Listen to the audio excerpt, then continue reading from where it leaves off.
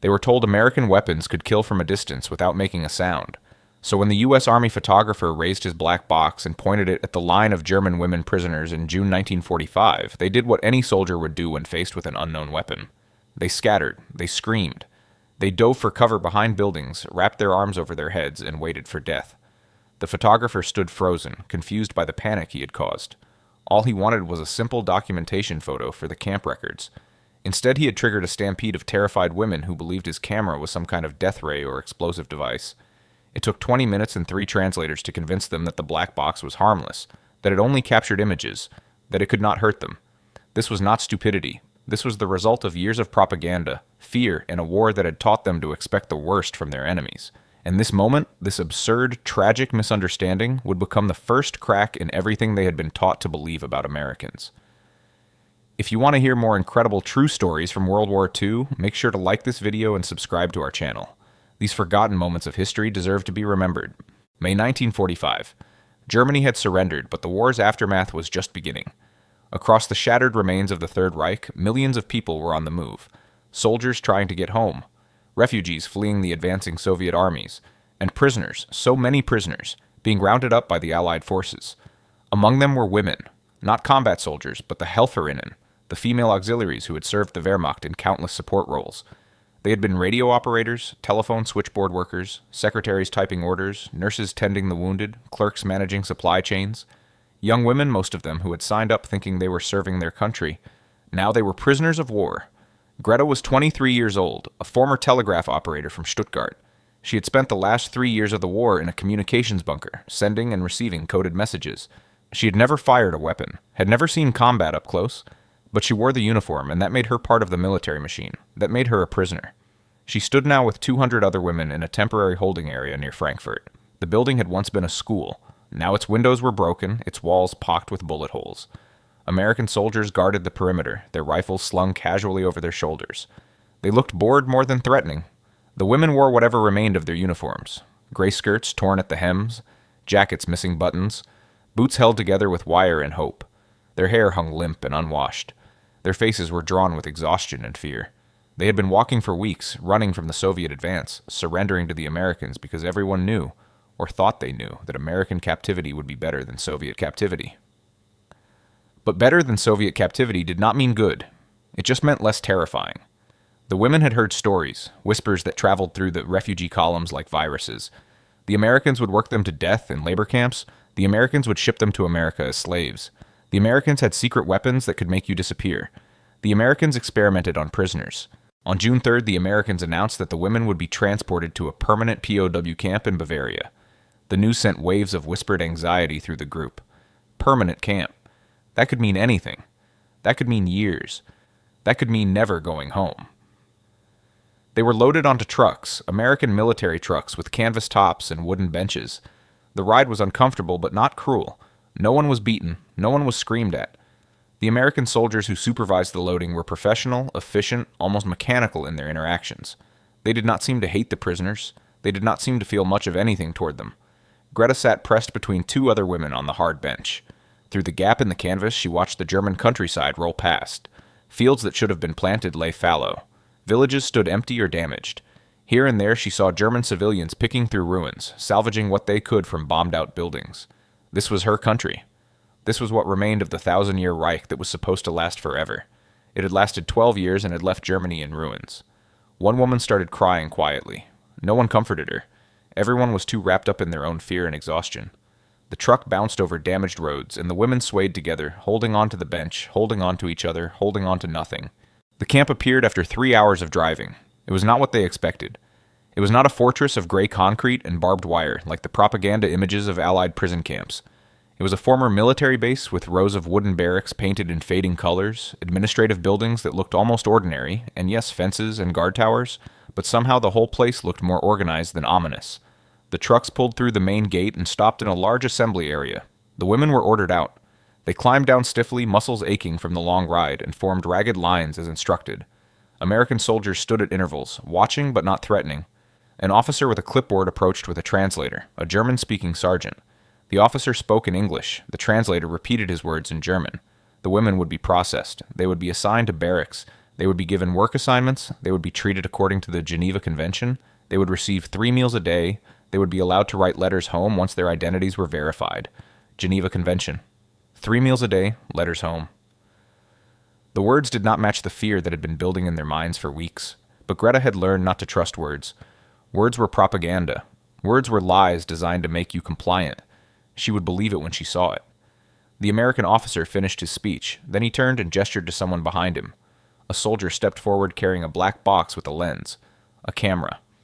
And that is when everything fell apart. The photographer was a young corporal from Ohio named Miller. He was 20 years old, had been in Europe for 8 months, and his job was to document everything. Troop movements, supply deliveries, prisoners, liberation of camps, the occupation. He took hundreds of photos every week, all of which went into official army records. Most of them were boring. Shots of trucks, buildings, soldiers standing around. This was supposed to be another routine shot. A line of female prisoners arriving at the camp, for the records, to show that proper procedures were being followed. He had done this dozens of times before with male POWs. They usually looked at the camera with blank expressions, sometimes with hostility, occasionally with curiosity. But they never ran. Miller raised his camera, adjusted the focus, and looked through the viewfinder. He saw the line of women, tired and dirty, but standing at attention. He was about to press the shutter when he heard the scream. It started with one woman near the front. She saw the camera lens pointed at her, and her eyes went wide with terror. She shouted something in German. Miller did not speak German, and then she was running. Just bolting from the line, arms pumping, heading for the nearest building. And then they all ran. 200 women breaking formation and scattering in every direction. Some sprinted toward buildings. Others threw themselves to the ground and covered their heads. A few stood frozen, arms wrapped around themselves, shaking. The sound was chaos, screaming, crying, shouting in German, the pounding of boots on packed earth. Miller lowered the camera, completely confused. The American soldiers looked at each other, equally baffled. The officer started shouting orders, trying to restore calm, but the women were not listening. They were reacting on pure instinct, and their instinct said that the black box pointed at them was a weapon. Greta was one of the runners. She did not think. She just moved. Her body took over, driven by months of propaganda and fear. She had been told that Americans had secret weapons. Weapons that could kill without bullets. Weapons that use light or sound or invisible rays. And now one of those weapons was pointed at her. She made it to the side of a barrack and pressed herself against the wall, heart hammering, breath coming in gasps. Around her, other women crouched or cowered or prayed. Someone was sobbing. Someone else was vomiting from fear and exertion. The panic was total. The American soldiers did not shoot. They did not chase. They stood in the assembly area looking confused and frustrated. The officer was arguing with the translator, gesturing at the scattered prisoners. Finally, the translator stepped forward and started shouting in German. "It is just a camera. It takes pictures. It cannot hurt you. It is just a camera." But fear does not listen to reason. The women stayed where they were, suspicious and terrified. The translator tried again, walking, slowly toward the nearest group of women with his hands raised, speaking in a calm voice. "Look at me. I am standing next to the camera. I am fine. See? It is just a box. It takes pictures like the cameras in Germany. You have seen cameras before, yes? It is the same thing. The Americans just want to take a photo for their records. That is all. No weapons. No harm. Just a picture." Slowly, very slowly, a few women began to emerge from their hiding places. They looked at the translator. They looked at the young American soldier, still holding the camera, now looking completely miserable and embarrassed. They looked at each other. Greta stayed against the wall, watching. Her heart was still racing, but her mind was starting to work again. A camera. Just a camera. Had she really been so stupid as to think it was a weapon? But how could she have known? The propaganda had been so specific, so detailed about American secret weapons. And the shape of it, the way he pointed it, the black lens like the barrel of a gun, it had seemed so obvious. The translator continued his patient explanations. He called over Corporal Miller, who set the camera down on the ground and stepped away from it, hands up in a gesture of harmlessness. Another soldier brought a newspaper, a German newspaper, and showed the women a photograph printed in it. "See? A camera makes pictures like this. Nothing more." It took 20 minutes to gather the women back into formation. They returned reluctantly, shame beginning to replace fear. They had made fools of themselves. They had panicked like children afraid of shadows. The American soldiers were trying not to laugh. Some were succeeding better than others. The officer looked angry but also weary, as if this kind of thing happened too often. When the women were finally back in line, still nervous, still eyeing the camera suspiciously, the translator made an announcement. The Americans would take the photograph. But first, Corporal Miller would show them how the camera worked. Would anyone like to volunteer to look through the viewfinder? Silence. No one moved. Then, surprising everyone, including herself, Greta raised her hand. After the camera incident, which would be talked about in the camp for weeks, the women were led to the processing building. The embarrassment still burned on their faces. Greta could not stop thinking about how she had run, how terrified she had been of a simple camera, how the propaganda had worked so deeply into her mind that she could not tell the difference between a threat and a tool. But looking through the camera's viewfinder had been strange and wonderful. Miller had shown her how to adjust the focus, how the image inverted and then flipped right side up in the lens. She had seen the other women standing in line, miniature and framed, captured in glass and light. It was not a weapon, it was a window, a way of preserving a moment. Processing was bureaucratic and thorough. The women stood in lines, again, and gave their names, ranks, service records, home addresses if they knew them. American clerks typed everything on machines that clicked and rang. Each woman received a prisoner number, a metal tag to wear, and a small card with her photo and information. The photo was taken with the same camera they had feared. This time, no one ran. They stood still, looked at the lens, and let themselves be documented. Greta's photo showed her as she was, hollow-eyed, thin, hair hanging in limp strands. She looked like a refugee. She looked like a defeated soldier. She looked like what she was. After processing came medical inspection. The women were led to another building where American medics examined them for injuries and diseases. The examinations were professional, not humiliating. The medics were efficient and respectful. They found malnutrition, lice, minor infections, exhaustion. They treated everything they found. Then came the showers.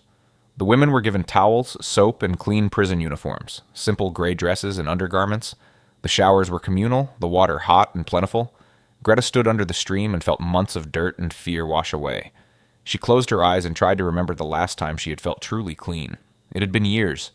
The soap smelled like nothing special, just plain soap. But it was real, solid, and abundant. No one rationed it. No one told them to hurry. They could stand under the water as long as they wanted. Some women cried while they washed. Others laughed with relief. Greta just stood there, letting the heat soak into her muscles, feeling human again for the first time in months. After showers came the first meal. The women were led to a large mess hall with long tables and benches. American soldiers served food from behind a counter. The smell hit Greta before she even entered the building. Meat. Real meat cooking, bread baking, coffee. Her stomach twisted with hunger so intense it was almost painful. The line moved slowly. Each woman received a metal tray divided into compartments. In the compartments went mashed potatoes with butter, green beans, a thick slice of beef, white bread, with more butter and coffee. Real coffee, not the chicory substitute they had drunk for years. For dessert, there was a piece of cake. Actual cake with sugar icing. Greta carried her tray to a table and sat down. She stared at the food, unable to believe it was real. Around her, other women were having the same reaction. Some ate quickly, afraid it would disappear. Others ate slowly, savoring every bite. A few could not eat at all, overwhelmed by the sudden abundance after years of near starvation. The beef was tender, the potatoes were creamy, the bread was soft and white, the coffee was hot and strong. The cake was sweet enough to make her teeth ache. Greta ate everything on her tray, and when she was done, she felt full for the first time in years. Physically full. Her stomach was tight with food. She looked around the mess hall. The American soldiers ate the same food. Not better food, not separate food. The same meal from the same kitchen. The guards sat at their own tables, eating and talking, occasionally glancing at the prisoners but mostly ignoring them. This was routine for them. This was just another meal.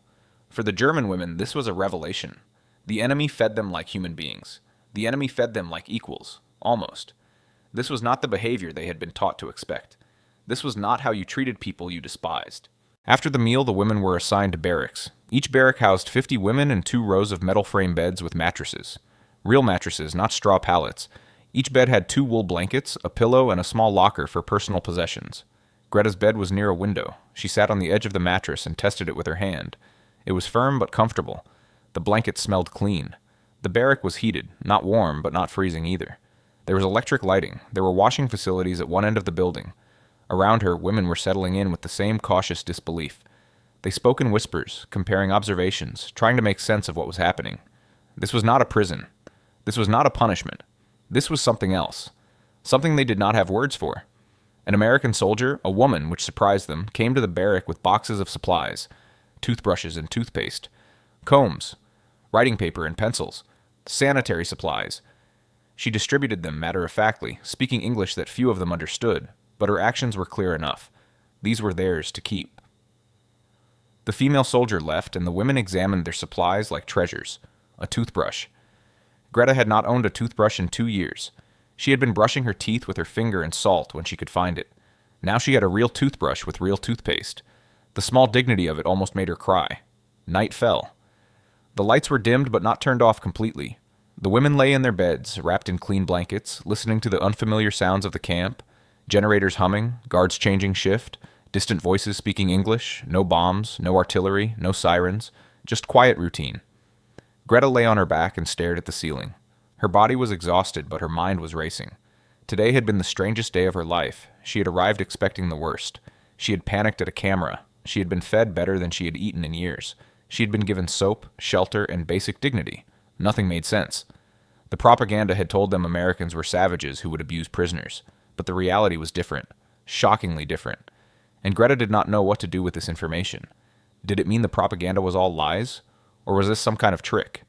Were the Americans being kind now so they could be cruel later? She heard quiet crying from somewhere in the darkness. Someone else overwhelmed by the day's events. Someone else wrestling with the same questions. No one offered comfort. Everyone was too wrapped up in their own confusion and relief and guilt. Greta turned on her side and pulled the blanket up to her chin. Tomorrow would bring more answers, or more questions. She did not know which, but for tonight she was warm, clean, and fed. For tonight she was safe. And that was more than she had expected when she stepped off the truck this morning. Her last. Thought before sleep took her was of the camera, the black box that had terrified her, the tool that captured images and preserved them forever. She had looked through its lens and seen her fellow prisoners framed in glass. Tomorrow, she thought, she would ask Corporal Miller if she could look through it again. She wanted to understand how something so small could preserve a moment in time. She wanted to understand how she had been so wrong about something so harmless. And maybe, if she understood that, she could begin to understand what else she had been wrong about. The first week established a routine that would define the months to come. Wake-up call at 6 in the morning. Not harsh bells or shouting, but a simple announcement over the camp loudspeaker. Roll call at 6:30 in the assembly yard. Breakfast at 7. Work assignments at 8. The work was not hard labor. The Americans assigned the women to tasks suited to their skills and physical condition. Former secretaries worked in the camp administration office, filing papers and maintaining records. Former nurses assisted in the medical building. Others worked in the laundry, the kitchen, or the supply warehouse. The work was steady but not exhausting. 8 hours a day with breaks for lunch and rest, and they were paid. Not in real money, they were prisoners after all, but in camp scrip. Tokens they could use at the canteen to buy extras, chocolate bars, cigarettes, toiletries, writing paper, small luxuries that made life more bearable. The concept was strange to Greta. In the German military, she had been paid a salary, yes, but it had been barely enough to survive on, and luxuries had been impossible to find anyway. Here, as a prisoner, she had access to things that had been unavailable even as a free woman in wartime Germany. Greta was assigned to the administration office because of her experience with communications equipment, but instead of operating telegraphs, she was given simpler tasks: filing documents, sorting mail, operating a typewriter to copy forms. The American sergeant who supervised her was a middle-aged woman named Baker. She was strict about the work being done correctly, but not mean. She explained things clearly, demonstrated when necessary, and praised good work. The office had a radio that played music during breaks. American music, mostly. Jazz and swing and something called country. The melodies were strange to German ears, but catchy. Greta found herself humming along without meaning to. Sergeant Baker noticed and smiled. "You like that one? That's Glenn Miller. He died last year. Plane crash. Shame. He was good." Greta did not know who Glenn Miller was, but she nodded politely. The casualness of the conversation struck her. Here she was, an enemy prisoner, and an American soldier was chatting with her about music as if they were co-workers. There was no hatred in Sergeant Baker's voice, no contempt, just ordinary human interaction. Meals continued to be abundant and regular. 3 times a day, the mess hall served food that would have been considered a feast in wartime Germany. Meat, vegetables, bread, dairy, fruit when available, coffee, and always something sweet. The portions were large. The quality was consistent. No one went hungry. The American soldiers ate the same food. This fact was repeated by the women constantly in their conversations. The guards ate the same food as the prisoners. Not better food, not more food. The same. It seemed impossible. In Germany, rations had been strictly hierarchical. Officers ate better than enlisted soldiers. Soldiers ate better than civilians. Party members ate better than everyone. But here, everyone ate the same. Evenings were unstructured time. The women could stay in their barracks and rest, or they could go to the recreation building, where there were books, board games, and a small stage for performances. Some women organized singing groups, others put on simple plays. The Americans provided materials and space, but did not interfere unless asked. Twice a week, the camp showed films. American films, of course. Comedies, musicals, newsreels. The women watched, fascinated by this window into American life. The cities looked so large and modern. The people looked so healthy and well-dressed. The abundance shown in the film seemed like fantasy. But they had seen American abundance in real life too. The food, the supplies, the casual waste of things that Germans would have saved and reused. Could a nation really be so wealthy that it threw away food? That gave its enemies more to eat than its own soldiers had received during the war? The evidence was in front of them every day, but it still seemed unbelievable. Letters from home arrived in July. The Red Cross had finally established reliable mail service between the camp and Germany. The women lined up eagerly at the mail distribution, hoping for news of families they had not heard from in months. Greta received a letter from her mother. The envelope was worn and had been opened by censors, both German and American, but the letter inside was intact. She carried it back to her barrack and sat on her bed to read it. Her mother's handwriting was shaky, probably from hunger and stress. The news was devastating. Stuttgart was rubble. Their apartment building had been destroyed in a bombing raid in February. The family was living in a church basement with 14 other families. Her father was missing, last seen heading east to escape the Soviets. Her younger brother, only 16, had been conscripted in the final desperate days of the war and had not been heard from since. Food was scarce. Her mother wrote about eating grass soup and boiled nettles, about trading family heirlooms for moldy bread, about seeing children with swollen bellies from malnutrition, about the black market where cigarettes were currency and anything could be bought if you had something valuable to trade. Her mother asked if Greta was being treated well, if she had enough to eat, if she was being hurt. "I pray the Americans are merciful," her mother wrote. "I pray you are alive and safe. That is all I pray for now." Greta sat with the letter in her hands and felt a guilt so heavy it pressed on her chest like a physical weight. Her mother was eating grass soup. Her brother was missing or dead. Her father was gone. Their home was destroyed. And she was here, in an American POW camp, eating beef and potatoes and sleeping in a warm bed. She was being treated better as an enemy prisoner than her family was being treated as free civilians in their own destroyed country. The unfairness of it was staggering. The contrast was unbearable. Around her, other women were having the same reaction to their letters. Some cried openly. Others sat in stunned silence. The news from home was universally bad. Cities in ruins, families scattered or dead, starvation widespread. The occupation by Allied forces was orderly but cold. The Soviet occupation in the east was brutal. That night, conversations in the barrack were heavy with grief and guilt. "My sister is feeding her children potato peels," one woman said. "And I ate cake today. Cake." Another, "My mother weighs 40 kilos. She used to weigh 60. She is starving to death, and I am gaining weight." A third, "How can I write back and tell them I am fine? How can I tell them I am fed and warm and safe? They will hate me." No one had answers. The guilt was collective and crushing. They had been taught to hate the Americans, to fear them, to expect cruelty from them. Instead, the Americans treated them well while their own people suffered. The ideological foundations they had built their lives on were crumbling and nothing was left to hold on to. Greta wrote a letter back to her mother. She lied. She said the conditions were adequate. She said she was surviving. She did not mention the food, the warm barracks, the medical care, the small kindnesses. She could not. The truth would sound like bragging. The truth would sound like betrayal. She asked about her father and brother. She sent her love. She promised she would come home as soon as the Americans released her. She signed it and sealed it and gave it to the censors to send. And then she lay in her bed and stared at the ceiling and wondered how long she could carry this guilt before it crushed her completely. 2 weeks after the camera incident, Greta worked up the courage to approach Corporal Miller. She found him in the administration building, developing film in a makeshift darkroom. She knocked on the doorframe and waited. Miller looked up from his work, surprised to see her. "Yes? Do you need something?" Greta spoke in halting English. She had been learning from Sergeant Baker and other Americans, picking up words and phrases. "The camera. You show me? How it works?" Miller's face broke into a grin. "You want to learn about the camera?" "Yeah, sure, I can show you. Give me 10 minutes to finish this roll, okay?" 10 minutes later, they stood outside in the sunlight, and Miller showed her his camera. It was a Graflex Speed Graphic, he explained, standard issue for Army photographers. He demonstrated how to load the film, how to adjust the aperture and shutter speed, how to focus by moving the front standard in and out. Greta listened intently, asking questions in her limited English. Miller was patient, explaining things multiple times until she understood. He let her look through the viewfinder again, showed her how the image appeared upside down on the focusing screen. "Can I—" She gestured, not knowing the English word. "Make picture? Take a picture? Sure." Miller showed her how to hold the camera steady, how to frame a shot, how to press the shutter release. Go ahead. Pick something to photograph. Greta looked around the camp. She pointed the camera at a tree, adjusted the focus as Miller had shown her, and pressed the button. The shutter clicked. She had captured an image, preserved a moment in time. The power of it was thrilling. Good, Miller said. You're a natural. Want to take another? Over the following weeks, Miller gave Greta informal photography lessons during breaks. He taught her about composition, lighting, exposure. He showed her how to develop film in the darkroom, how the chemicals transform the exposed negative into a visible image. He let her practice with old film that would have been thrown away anyway. The other guards noticed. Some thought it was odd that Miller was teaching a prisoner, an enemy, about photography, but the camp commander allowed it. It kept the prisoners occupied and built goodwill. Besides, it was just a camera? What harm could it do?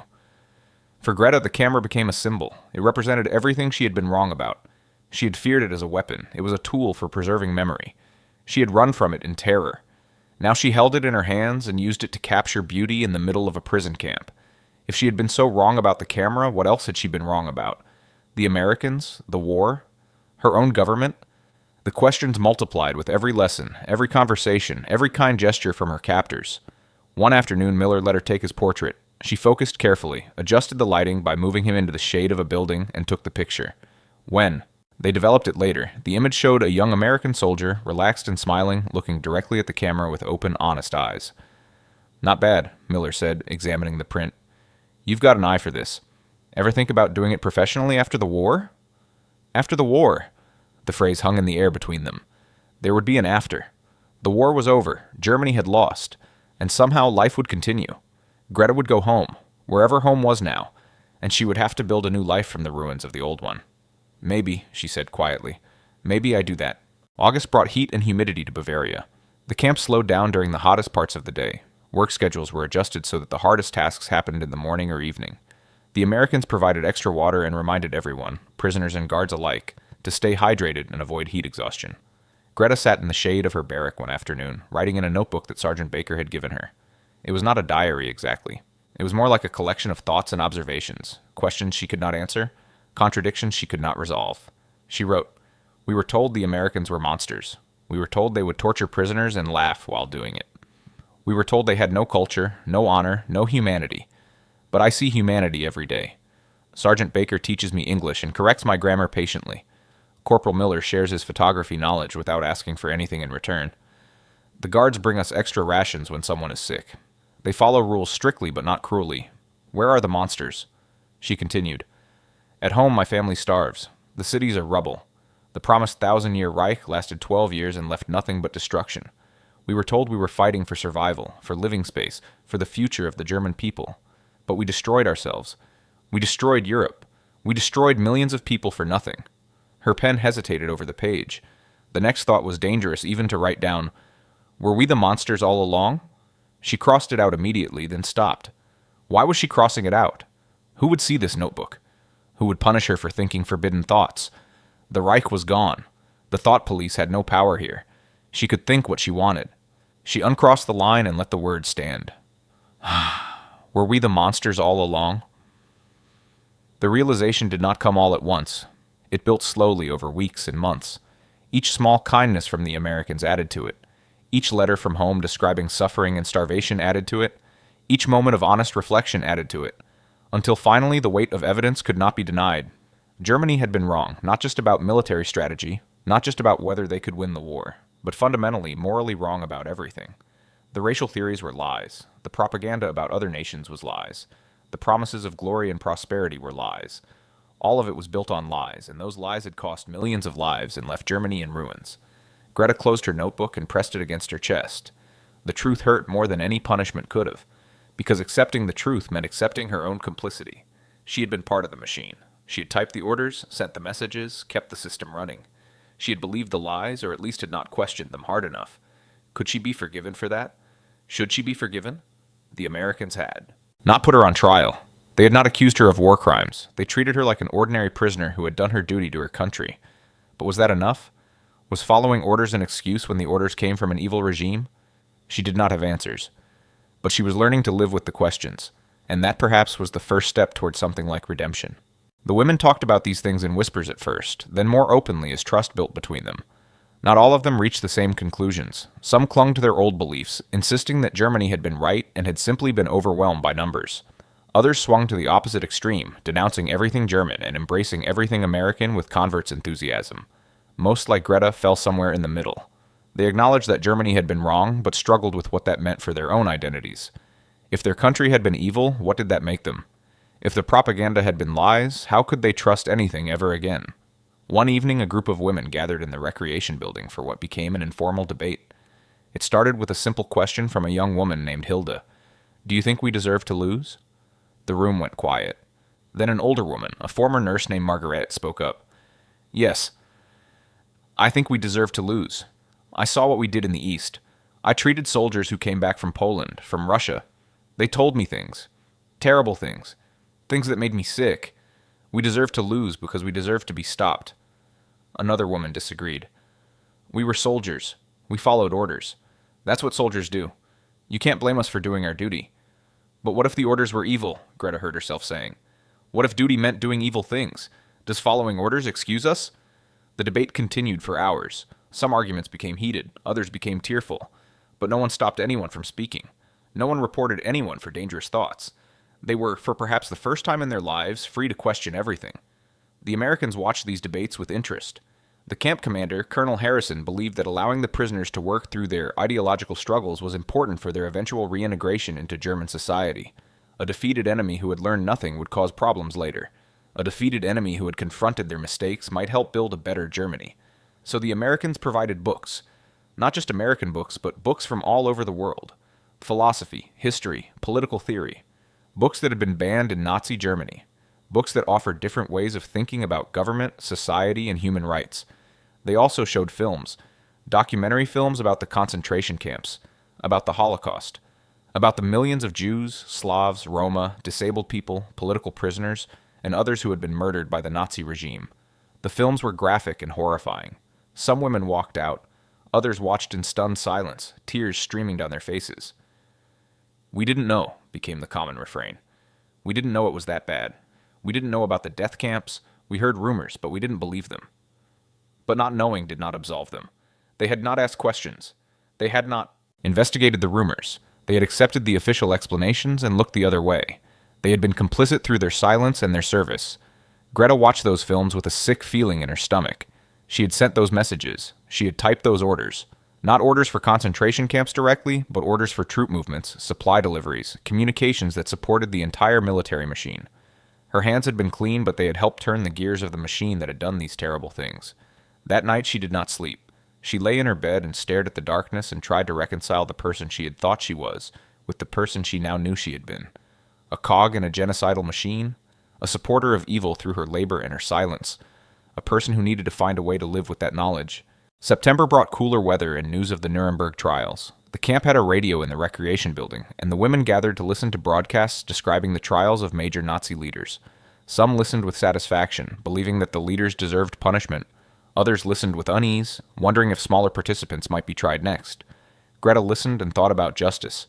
What was justice for crimes on this scale? Could hanging a few leaders make up for millions of deaths? Could any punishment be enough? And more personally, what was justice for people like her? She had not given orders. She had not pulled triggers or operated gas chambers, but she had been part of the system. Did that make her guilty? The Americans seemed to have decided that ordinary soldiers and auxiliaries like the women in the camp were not war criminals. They were defeated enemies who needed to be processed and eventually sent home. But knowing she would not be prosecuted did not ease Greta's conscience. Legal innocence was not the same as moral innocence. She talked about this with Corporal Miller during one of their photography sessions. He was teaching her about portrait lighting, but the conversation drifted to heavier topics as it often did. "You think I am guilty?" she asked him directly. "For the war? For the camps?" Miller was quiet for a long moment, considering his answer carefully. "I think everyone who participated bears some responsibility, but I also think there are degrees of guilt. The people who planned and ordered the murders are most guilty. The people who carried out the murders directly are next. Then the people who supported the system knowingly. Then the people who supported it without really understanding what they were supporting." He paused, then continued. "I think you're in that last category. You were young. You believed what you were told. You did your job without thinking about the bigger picture. That doesn't make you innocent, but it doesn't make you a monster either. It makes you human. Humans make mistakes. The question is what you do after you realize the mistake. What should I do? Greta asked. Remember, Miller said simply. Remember what happened and why it happened. Make sure it never happens again. Teach your children the truth. Build something better. That's the best kind of justice. Greta thought about that conversation for days afterward. Remember, teach, build. Those were actions she could take. Those were ways to live with guilt without being destroyed by it. The past could not be changed, but the future could be shaped. She began to see her time in the camp as a kind of education. The Americans were teaching them, not through lectures or propaganda, but through example. They were showing what a different kind of society looked like. A society that followed rules even when dealing with enemies. A society that valued individual dignity. A society wealthy enough to be generous and secure enough to be merciful. It was not perfect. Greta saw flaws and contradictions. The Americans had their own racial problems. They had dropped atomic bombs on Japanese cities, killing hundreds of thousands of civilians. They were not saints, but they operated according to principles that Germany had abandoned. And those principles, however imperfectly applied, made a fundamental difference. The most important lesson was this: mercy was not weakness. Treating enemies with humanity was not foolishness. It was strength. It was confidence. It was a demonstration that you did not need cruelty to maintain order. You did not need hatred to defeat evil. You could win and still remain human. That lesson, more than anything else, stayed with Greta. It transformed her understanding of power, of government, of what nations owed to each other and to their own people. And it made her determined that when she returned to Germany, she would help build something different, something better, something that would never again require the world to band together to stop it. October brought the first hints of coming winter and news of approaching release. The Americans announced that they would begin repatriating prisoners soon. Women with families waiting for them would be sent home first. Others might be held longer if their home regions were under Soviet control or if their service records required additional investigation. Greta's name appeared on an early transport list. Stuttgart was in the American zone. Her mother was there and needed her. She would be among the first to go home. She should have been happy. She should have been excited. Instead, she felt dread. The camp had become familiar, safe. She knew the routine. She knew the people. She had purpose in her work and comfort in her daily life. She was fed, warm, and treated with basic dignity. Going home meant returning to ruins, starvation, uncertainty. Going home meant leaving behind the strange education she had received here. More than that, going home meant facing the people she had left behind. Her mother who had starved while Greta ate well. The neighbors who had lost sons and husbands while Greta survived safely in American captivity. How could she face them? How could she explain that the enemy had been kind to her? That she had learned to respect her captors? That she now believed Germany had been wrong about everything? She would be seen as a traitor.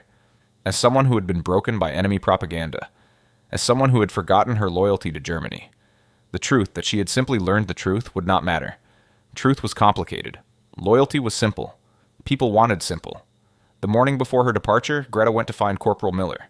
He was in the administration building, packing equipment for his own eventual return to the States. The war was over. The occupation was winding down. Soon he would go home to Ohio, to his family's farm, to a normal life. "I want to give you something," Miller said when he saw her. He reached into a box and pulled out a small camera, not his professional equipment, but a simple Kodak Brownie. "For you. To take home." Greta stared at the camera, shocked. "I cannot. It is too much. It is yours." "I have other cameras," Miller said with a smile. "This one's old. I was going to throw it away anyway. But you should have it. You're good with it. You have an eye. And you should remember. Remember that a camera is just a tool. Remember that you were wrong to fear it. Remember that you can be wrong about things and learn better." Greta took the camera with trembling hands. It was light, simple, easy to use. Miller had shown her how it worked weeks ago. You aimed, you pressed the button, and it captured the moment. Nothing threatening, nothing dangerous, just a tool for preserving memory. "Thank you," she said, and the words felt inadequate for what she was feeling. For this, for everything. For teaching me. For being kind. Miller shrugged, uncomfortable with gratitude. "Just doing my job, but hey, if you ever get those pictures developed, send me copies. I'd like to see what you capture." He wrote his family's address on a piece of paper and gave it to her. "That's home, in Ohio. Write if you want. Tell me how things work out." That evening, Greta used the last of Miller's old film to take photographs around the camp. She photographed her barrack, the mess hall, the administration building where she had worked. She photographed the other women, her fellow prisoners, who had become something like friends. She photographed Sergeant Baker, who smiled for the camera and said, "You take care of yourself out there." And she photographed the gate, the entrance to the camp that had been her prison and her school.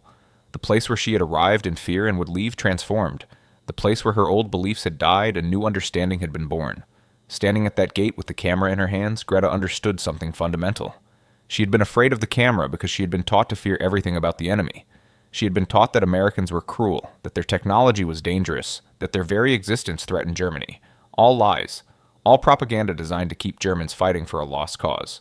The camera had been her first lesson in truth. Fear it and you miss the reality. Understand it and you gain a tool. The same was true for everything else. Fear the Americans and you see only enemies. Understand them and you see people.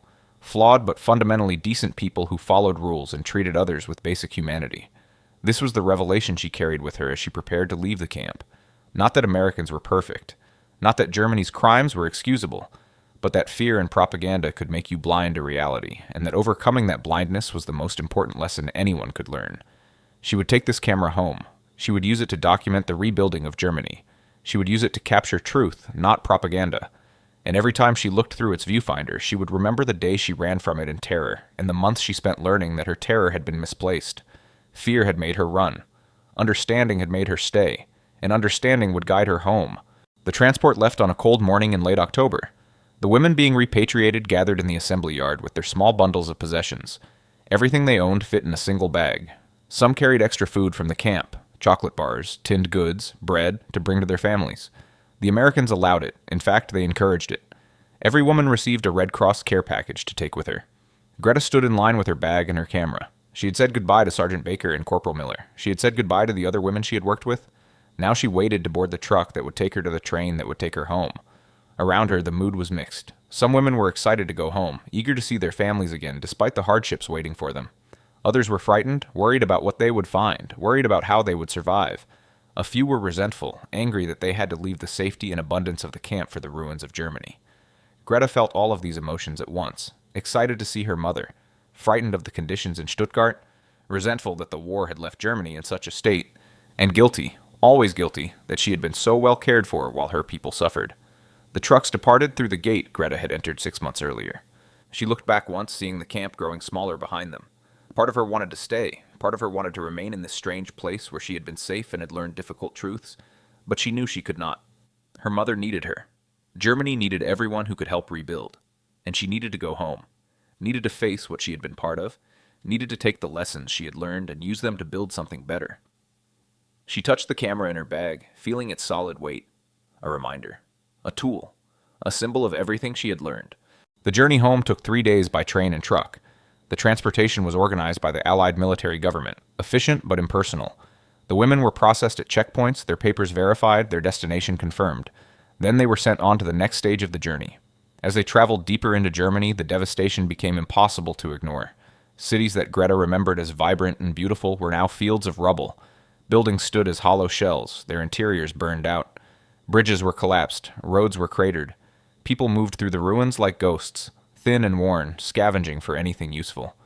Stuttgart was worse than Greta had imagined. The beautiful city of her childhood was unrecognizable. Whole districts were leveled. The old city center was gone. The train station was damaged but functioning. American and French occupation troops were everywhere, directing traffic, maintaining order, distributing aid. Greta walked through streets she had known all her life but could barely recognize. She asked directions from people who looked at her with hollow eyes. She made her way to the church where her mother had written that they were staying. The church basement was crowded and dark. Families lived in curtained corners, sharing space and resources. The smell was of unwashed bodies, damp stone, and hopelessness. Greta found her mother in a corner near the back, sitting on a thin mattress, mending clothes by candlelight. Her mother looked up and for a moment did not recognize her. Then her eyes widened. "Greta?" "Yes, Mama. I'm home." They embraced, and Greta felt her mother's bones through her thin dress. She had weighed 60 kilos before the war. Now she might weigh 40. Her hair was white. Her skin was papery. She looked 20 years older than she should. "You look well," her mother said, and there was accusation in her voice. "They fed you." "Yes," Greta said quietly. "They did. The Americans treated us well." Her mother's face hardened. "Don't speak well of them. They destroyed our country." "No, Mama." Greta's voice was gentle but firm. "We destroyed our country. We started the war. The Americans just ended it." Her mother looked away, unable to argue but unwilling to accept the truth. It would take time. It would take many conversations. But Greta had learned patience in the camp. She had learned that minds change slowly, through evidence and example, not through argument. Greta stayed with her mother in the church basement for 3 months before they could find better housing. She used her camp skills to get a job with the American military government, translating and doing clerical work. The Americans paid well in occupation marks and provided rations. She shared everything with her mother and the other families in the church. She used the camera Miller had given her. She documented the rebuilding of Stuttgart, the clearing of rubble, the reconstruction of buildings, the slow return of normal life. She photographed people working together, German and American, building something new from the ruins. Her photographs were not propaganda. They were honest documentation of a difficult time. Years later, when Germany had been rebuilt and the economic miracle had transformed the country, Greta would tell her daughter about the war and what came after. She would tell her about being a prisoner in an American camp, about running from a camera in terror, about learning that everything she had been taught was wrong. The hardest thing, she would tell her daughter, was accepting that I had been part of something evil, that my service, however small, had supported a regime that committed terrible crimes. But the Americans taught me something important. They taught me that you can acknowledge your mistakes and work to do better, that you can be wrong and learn to be right, that mercy is stronger than vengeance. She would show her daughter the camera, old and worn but still functional. I was so afraid of this. I thought it was a weapon, but it was just a tool for preserving truth. That fear, the fear of something harmless, that represented everything wrong with how we had been taught to think. We were taught to fear and hate, but fear and hate only make you blind. Understanding and compassion, those are what let you see clearly. Her daughter would hold the camera carefully, understanding its significance. This was not just an old camera, it was a symbol. A reminder of what happens when nations choose propaganda over truth, when they choose hatred over humanity, when they choose fear over understanding. And that lesson, that camera's lesson, would pass down through generations. A small reminder that even enemies can show mercy, and that sometimes the most dangerous weapons are not the ones that kill, but the ones that spread fear and lies. And so the camera, the innocent tool that had caused such terror, became a symbol of transformation. It represented the power of truth over propaganda, the strength of understanding over fear, the possibility of change even in the darkest circumstances. For those German women who ran from Corporal Miller's camera in the summer of 1945, that moment of panic became a teaching moment. It showed them how deeply propaganda had worked into their minds, how completely they had been taught to fear the enemy, and how wrong they had been. But the greater lesson came in the months that followed, as the Americans showed them kindness instead of cruelty, as they learned that their enemies were not monsters but ordinary people who followed rules and treated prisoners with basic dignity, as they confronted the truth about what their own nation had done and had to find a way to live with that knowledge. The camera became a metaphor. Fear it and you see only danger. Understand it and you gain a tool. The same was true for everything else. Fear your enemies and you see only threats. Understand them and you might find common humanity. Fear the truth and you remain trapped in lies. Accept the truth, however painful, and you can build something better. Greta kept that camera for the rest of her life. She used it to document Germany's reconstruction. She used it to capture moments of hope in the midst of devastation. She used it to teach her children about the power of honest observation over propaganda. And every time she picked it up, she remembered the day she ran from it and the long journey from fear to understanding that followed. As she told her grandson many decades later, in the 1980s, when the camera had become an antique, "That camera taught me the most important lesson of my life. It taught me that fear makes you stupid, that propaganda works by making you afraid of shadows, and that the only way to defeat fear is through understanding. When you understand something, really understand it, you can't be manipulated by lies about it anymore." And that is the story worth remembering. Not just about a group of frightened women running from a camera, but about how fear and propaganda can distort reality, about how kindness can be more powerful than cruelty, about how understanding can defeat hatred, and about how even in the aftermath of terrible evil, humans can learn, change, and build something better. If this story moved you, please like this video and subscribe to our channel. We share true stories from World War II and other historical periods, stories that remind us of our shared humanity and the lessons we must never forget. These stories matter. They help us understand where we've been and guide us toward where we should go. Thank you for watching, and remember, question your fears, seek understanding, and never let propaganda replace truth.